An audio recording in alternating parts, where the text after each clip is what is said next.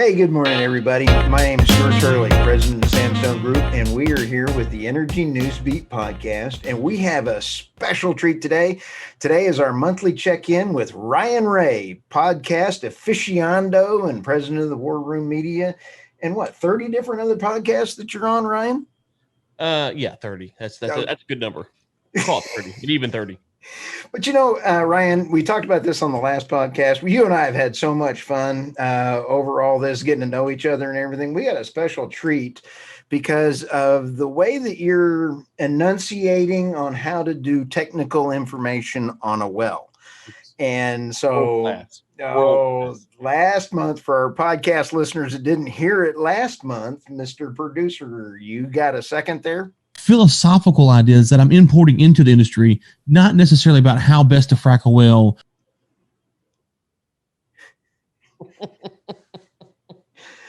All right. Well, Ryan, when you sit back and say, I'm going to frack a whale, and it's not the laterals, and I have to stop you and say, wait a minute, you're fracking a whale?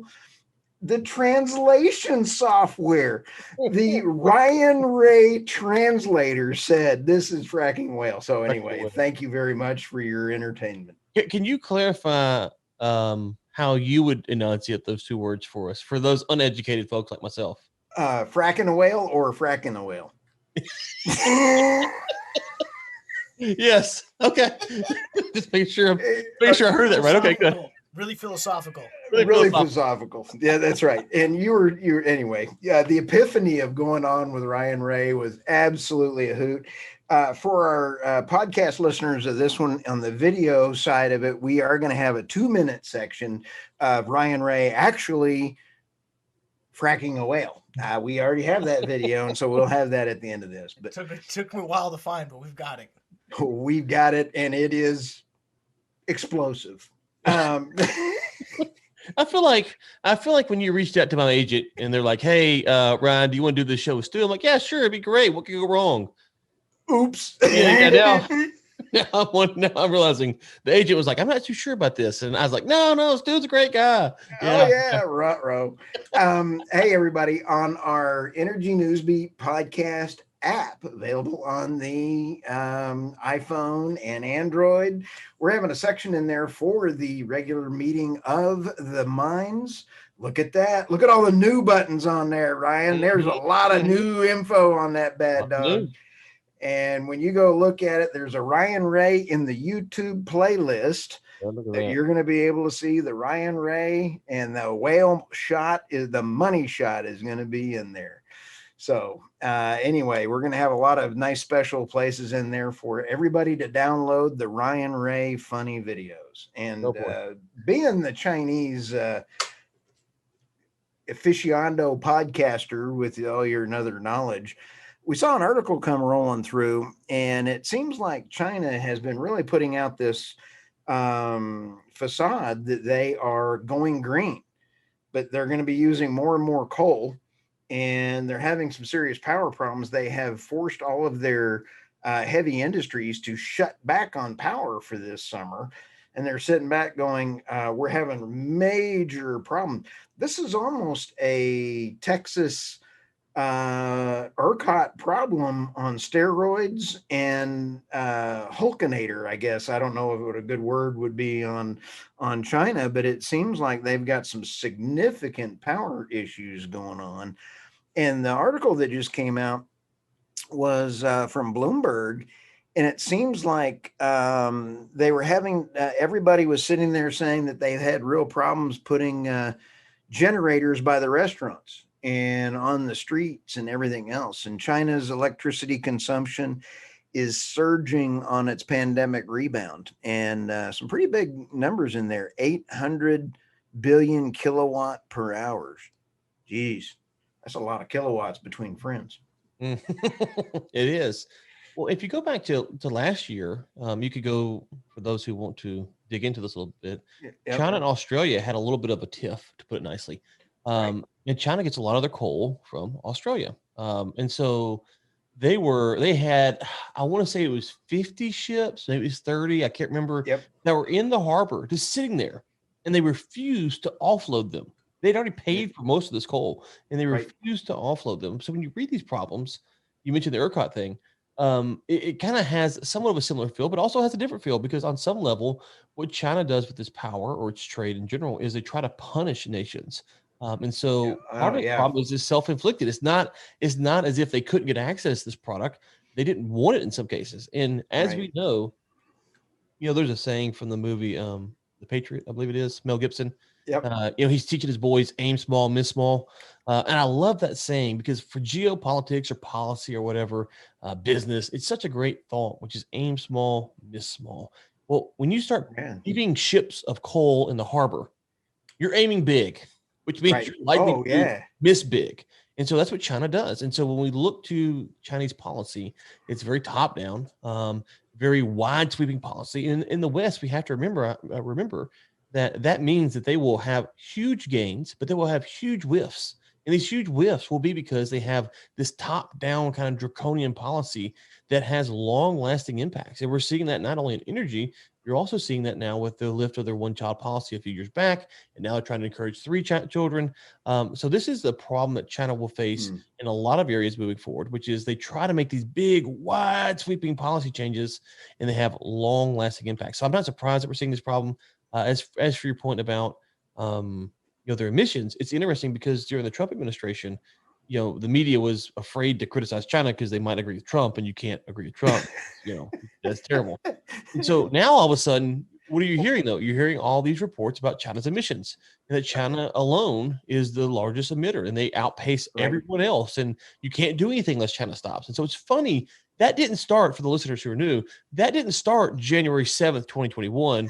That started a long time ago. And so this is old news to us in the energy space. And so it's kind of frustrating that this narrative was pushed to the side for 4 years by the media for political reasons. Right. But China's war with Australia, I thought you brought up some great stuff. Australia has been doing a lot of things with the heavy coking coal and with the heavy industries. Good grief. I thought I turned off all my phones here. Sorry about that, guys.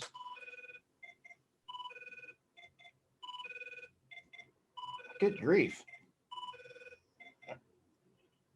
All right. Sorry about that. Mr. Producer, you can beat me up later. So anyway, when you talk about Australia and the heavy coking coal, China needs that heavier coal in order to do heavy machinery. And the coking coal provides for that. And I mean, that was a real tiff that you had in there with that Australia mix going back and forth. I would say, and what's so silly is there's a lot at play here, obviously, but one of the main things is that China wanted Australia, there you go, Australia to stop, to prevent its journalists from criticizing the CCP. Right. And that was kind of one of the leading things that was really frustrating the Chinese. And Australia was like, no. Now, for perspective here, Australia is not a bastion of free speech either. It's not like they are, they're not. But even they said that's too far. And so, it's like, well, okay, well, so China goes from Australia. The funny thing is, then they start buying more from the US or somewhere else. And so I wonder, I'm curious your thoughts on this, too. How long can China continue to play this game? Because you can only be a bad business partner for so long before someone goes, I'd just rather do business somewhere else. So how long do you think they can really put the pressure on these nations? Australia was dependent on them for their coal sales, but if you quit buying from them, eventually they reshift industries, they find a different trade partner, whatever it is, and they figure out a new way to move forward. I don't know if China can continue to play these games for another decade or two. It feels like at some point they're going to come to the end of the rope. Well, there's a couple of things that you brought up about 16 different points, which, Ryan, I don't want to give you a compliment, but they're all good. So, I mean, that's a good thing.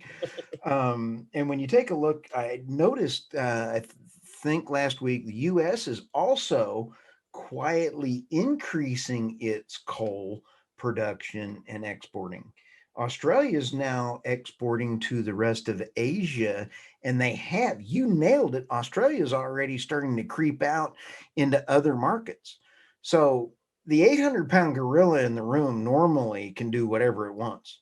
But Ryan, your epiphany is just phenomenal. I just didn't even put those two together until you said that. So, holy smokes, Ryan Ray is just a brilliant son of a gun because you did that again. I had not put those two together. I saw all those numbers last week, and it makes sense. The 800-pound gorilla is going to lose some of its market share.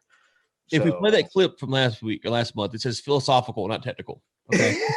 Okay. There it is. These are just philosophical points. Okay. And we heard Taco Tuesday when you're going to take over the CCP. So Taco Tuesday. That's right. Tuesday. That's right. So, we can frack a whale, Taco Tuesday, and a lot of philosophy when I'm running the CCP. Yes. I'm in. And I'm your Minister of Defense when you got one vote for president, Ryan. That to me is pretty cool. One vote for president. Will you bring me on as former presidential contender?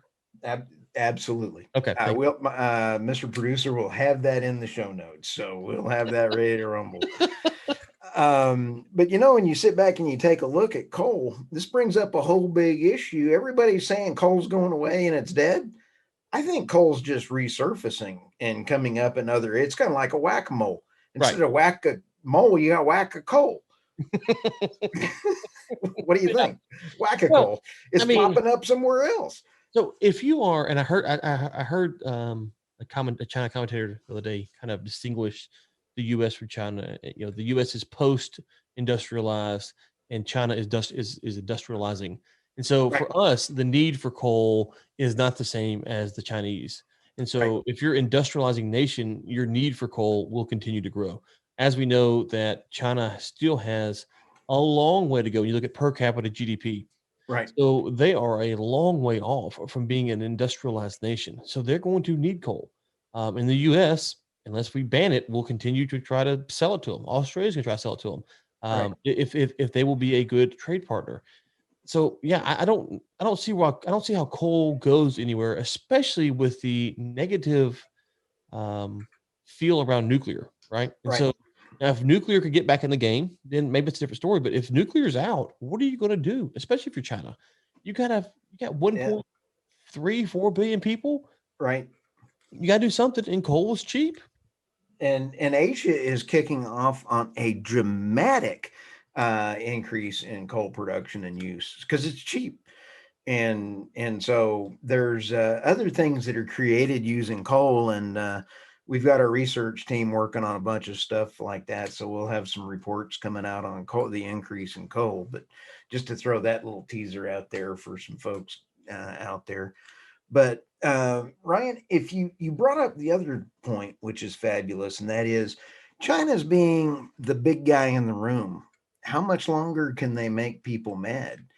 And the CCP doesn't care about people. We know that.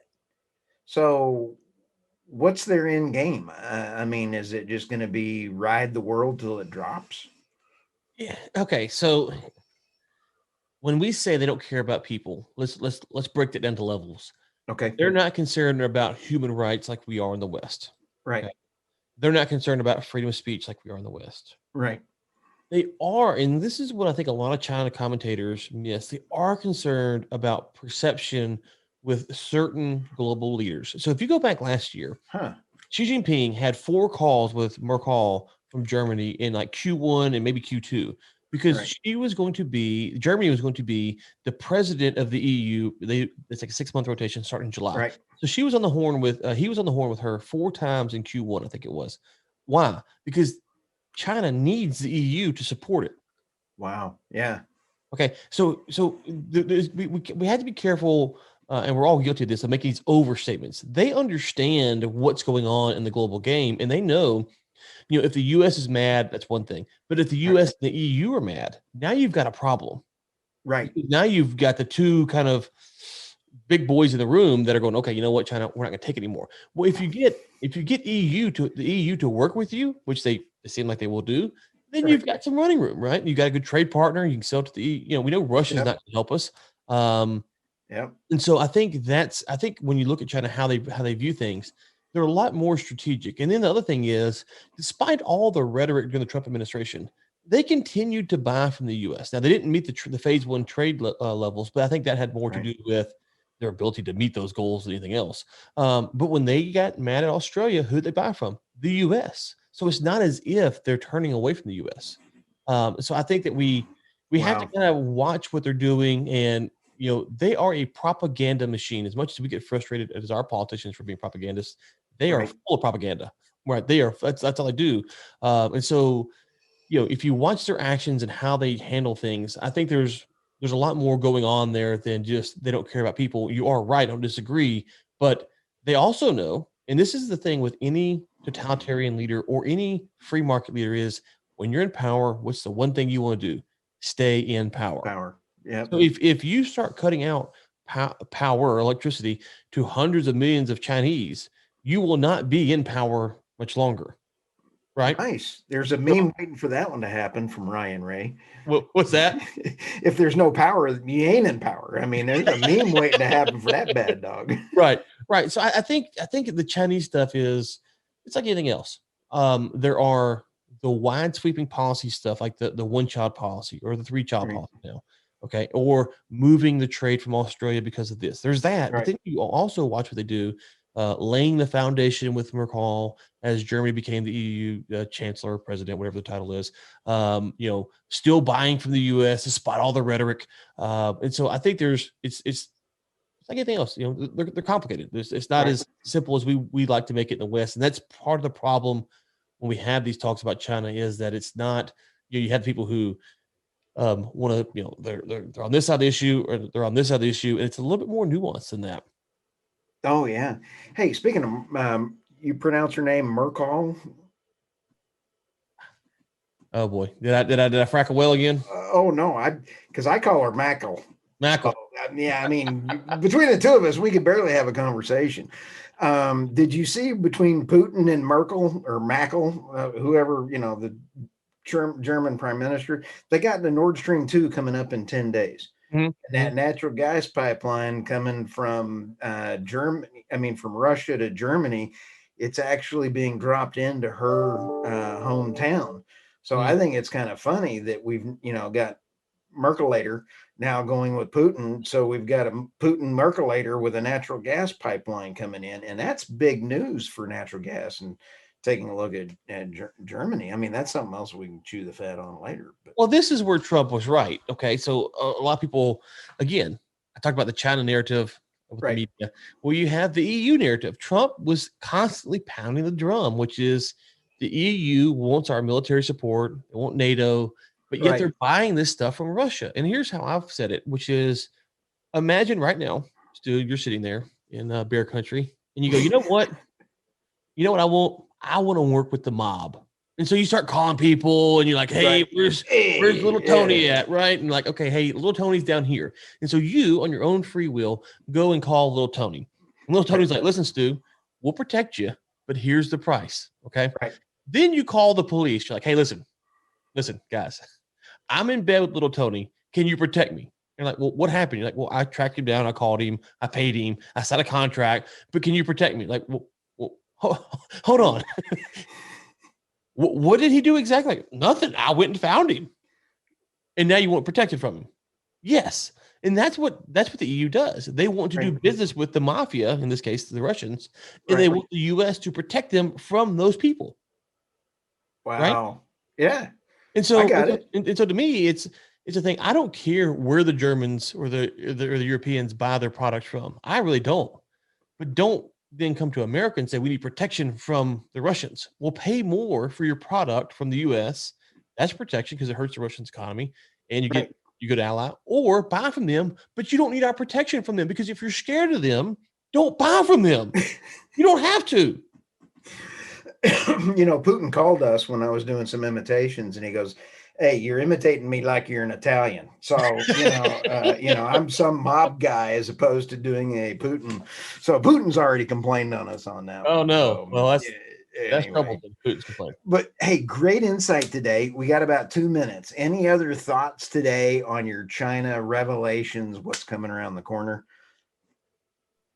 With China, just big. Yeah. I think that what I would suggest is for people in the West to watch how China makes these wide sweeping policies, and where they don't have direct control, which is buy more coal, buy less coal. Watch how they struggle to implement new change. And so with their 1 to 3 child policy, they have a demographic issue that will come to bite them in the butt at some point. Okay. You're worried if you're worried about China as a superpower, they have to have people. Like that's pretty obvious, right? Right. I think that you're going to see that they're going to lift this 3 child policy. They're going to change to this 3 child policy, and people will not want to have children. And so they're going to struggle, and they're going to try to incentivize people. Now, they don't have open immigration right now. You talk about our immigration, they have no immigration. You cannot be a citizen there. I think you're going to see them take measures to try to incentivize people in China to have more children, because they understand that they have a huge problem on their hands if they don't do something. And so that ties to energy, to trade, to jobs, to imports, to exports, all this stuff. So my brain just hurt. I made it all up, so don't worry. Okay, cool. I'll change it next month. Hey, for our podcast listeners, we will have this out on Rumble, and a special 2-minute clip of Ryan Ray and Stu Turley out fracking a whale. Fracking a whale, baby. Fracking a whale. We're gonna have those on our shirts in the show there. So Ryan, thank you very much. As always, we look forward to your next check-in next month, and thank you again. All right, we'll see you again soon.